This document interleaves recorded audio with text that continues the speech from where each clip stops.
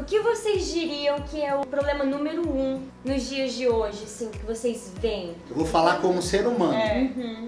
Eu acho que o maior desafio que a gente tem no nosso tempo hoje é tentar escapar dos extremos. No seguinte sentido, assim, hoje todo mundo, principalmente por causa da internet, adota uma postura muito extrema em relação ao outro. Então, por exemplo, a pessoa escreve, sou de esquerda, você é o diabo, você é o demônio. Aí o outro fala, sou de direita, você é fascista, você é o Hitler. E uma coisa que a gente tenta trabalhar no nosso coração é o seguinte, é nunca deixar de olhar o ser humano que está do outro lado, apesar das ideias dele.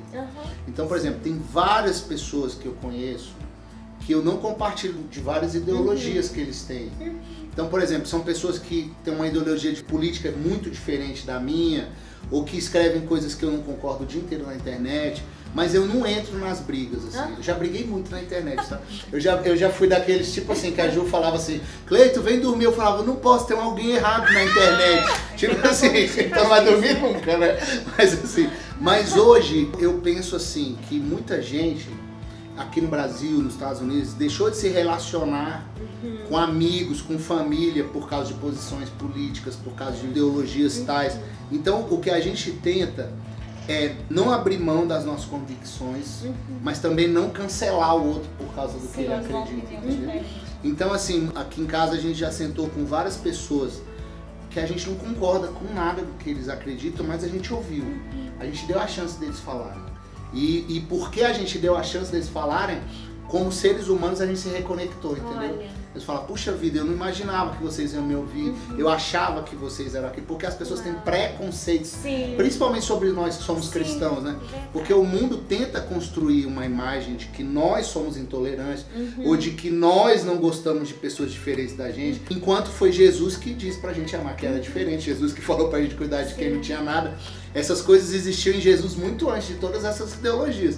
Então a gente tenta viver isso aqui em casa, porque eu acho que é um problema do mundo, né, hoje, que tá todo mundo muito extremado. E aí se desconectando como amigos, como família, né, como amigos. Gente, eu falo muito, pode cortar, tá vendo? Mas tem um equilíbrio entre os extremos, né? Tentamos não desconectar as pessoas. O que vocês diriam que seria o balanço entre ter graça e ao mesmo tempo seguir a palavra de Deus, assim, ser justo? Essa é forte, essa pergunta. Também. Isso é boa, né? Qual que é o equilíbrio, né, gente, disso? Dani, você tocou num ponto muito interessante, porque a gente tem esses extremos também dentro do nosso meio cristão. Sim. Tem aqueles que dizem que tudo é graça, né? Posso todas as coisas porque Deus é amor, que coisa maravilhosa. E tem aqueles que dizem que a gente não pode nada. Porque tudo é pecado, né? Eu, particularmente, eu cresci num ambiente muito religioso. Eu amo a Assembleia de Deus, um beijo para a Assembleia de Deus, toda a minha família é da Assembleia de Deus. Mas quando eu era criança, na Assembleia de Deus, o que determinava se um pastor era santo era a cara fechada dele, sabe? Quanto mais fechada fosse a cara dele, mais santo ele era, sabe, Dani? Quanto mais você, as pessoas falavam, meu Deus, que homem santo. Tava até meio de falar, tinha medo da santidade. Esse homem nem sorri, né? Esse homem, né? E tinha muito isso era muito forte no ambiente que eu cresci. Mas eu tive o privilégio de ser criado por um ser humano muito precioso que foi o meu pai. Porque o que aconteceu? A minha mãe também foi criada nesse ambiente extremamente duro, religioso. E já o meu pai, ele veio de um outro contexto, que era o contexto presbiteriano, que já tinha a graça, já tinha um amor. Então meu pai, ele já chegou com uma leveza pra gente. Então o que acontecia? Às vezes na igreja era aquele, não pode! E eu me lembro até que tinha na minha igreja uma mulher que tinha círculo de oração de manhã, né? Que a oração de manhã, às vezes eu ia de manhã. Aí a irmã falava, eu sonhei essa noite que tinha um irmão aqui na igreja que contava piada, aí Jesus voltava e ele ficou porque contava piada. Aí eu me lembro que... Porque o Cleiton, ele era o maior contador de piadas. E eu gostava de contar. Hoje ele conta pouco piada, mas ele contava muito. E eu vinha pra casa com esse conflito. Puxa vida, será que se a trombeta tocar e eu estiver contando uma piada, meu Deus, será que eu vou ficar? Aí eu tinha essa angústia dentro de mim. E era o meu pai que tirava isso. Meu pai falava, não, pode contar piada, seja feliz, pode dar risada, filho. Você pode ter certeza que se algum dia você se exceder e chegar a um ponto que não tá legal, eu vou ser o primeiro a te falar. Então, quer dizer, gerava uma confiança em mim de que o meu pai estava vibrando com a minha palhaçada, mas que ele também estava me protegendo para não me expor.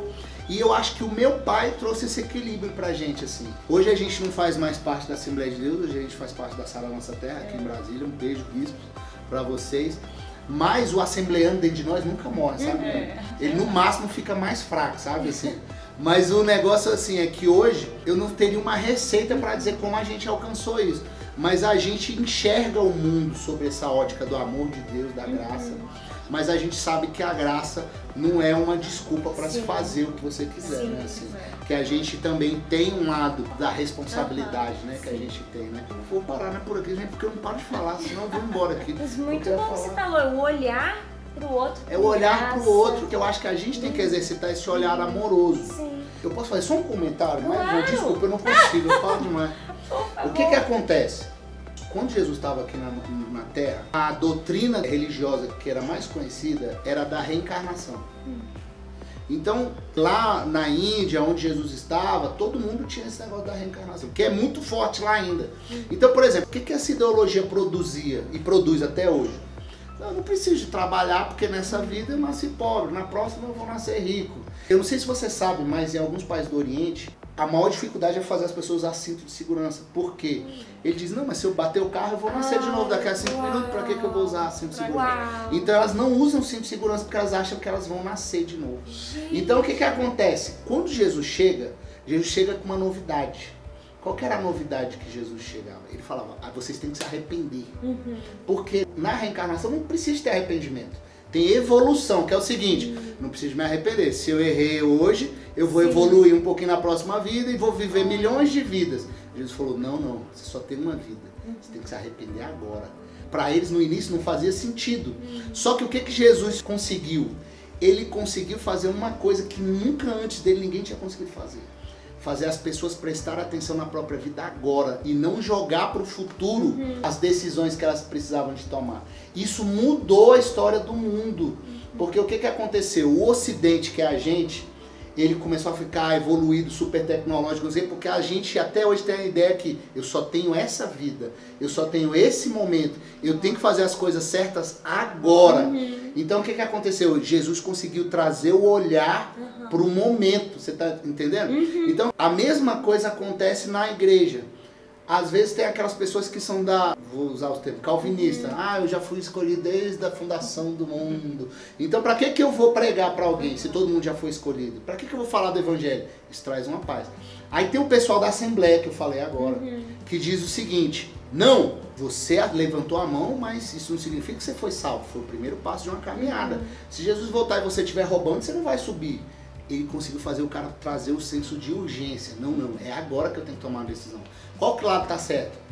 Os dois lados estão certos, o calvinista e o arminiano, mas a gente tem que ter um equilíbrio nessa visão. Como Jesus conseguiu trazer a nossa visão para o presente, eu acho que esse é o nosso desafio, viver o presente, assim. Nem jogar a culpa para o futuro e nem deixar para o passado, mas fazer a coisa certa agora. A gente falei demais, né? Desculpa. Me desculpa. Eu vou colocar isso. Gente, eu falei, né? Pelo amor de Deus.